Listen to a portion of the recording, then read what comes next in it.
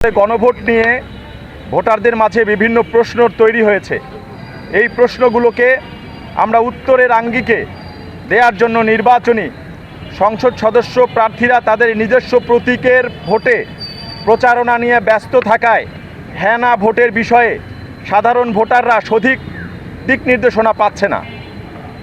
গণভোট বিষয়টি নতুন প্রজন্ম ও সাধারণ ভোটারদের কাছে সহজ করে উপস্থাপন করার জন্য আমরা তাদের দোরগোড়ায় যেতে চাই। এজন্য ২৪-এর ছাত্র জনতার অভ্যুত্থানে যেহেতু সাধারণ শিক্ষার্থী ও সকল শ্রেণী পেশার মানুষ এই আন্দোলনে অংশ নিয়েছিল, বিধায় এই আন্দোলনটি সফল হয়েছিল।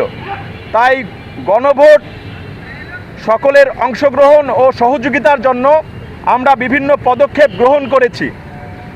এই পদক্ষেপগুলো সঠিকভাবে মাঠ পর্যায়ে বাস্তবায়ন হলে তাহলে আমাদের যে আসন্ন ত্রয়োদশ জাতীয় সংসদ নির্বাচন এবং একই সঙ্গে গণভোট সেটি সার্থক এবং সাফল্যমণ্ডিত হবে বলে আমরা মনে করি।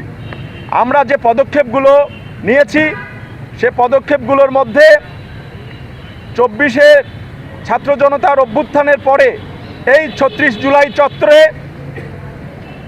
সকল স্তরের নারী ও পুরুষের জন্য আলাদা বুথ করে গণসচেতনতা সৃষ্টির জন্য আমরা কাজ করে যাব। লিফলেট বিতরণে হ্যাঁ ভোটের প্রচারণার জন্য কাজ করে যাব।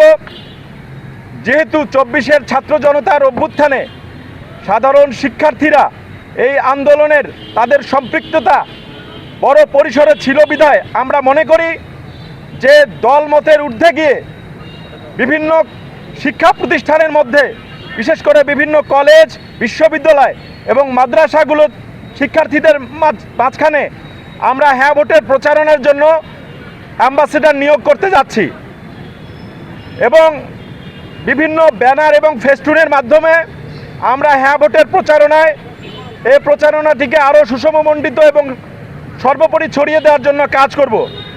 রংপুর জেলার প্রতিটি ইউনিয়ন এবং প্রতিটি ওয়ার্ড পর্যায় থেকে আমরা মনে করি যে হ্যাঁ ভোটের প্রচারণার জন্য যারা ৩৬-এর এই আমাদের জুলাইয়ের আন্দোলনে ৩৬ জুলাইয়ের পরবর্তী সময়ে যারা নিষ্ক্রিয় আছে, আমরা মনে করি যে সকলের সহযোগিতা নিয়ে সকল শিক্ষা প্রতিষ্ঠানের শিক্ষার্থী এবং সকল শ্রেণী পেশার মানুষকে সাথে নিয়ে আমরা হ্যাঁ ভোটের ক্যাম্পেইন করতে চাই এবং এই হ্যাঁ ভোটের ক্যাম্পেইনের জন্য আমাদের এই জুলাই চত্বরে সকলকেই আমরা আমন্ত্রণ জানাচ্ছি।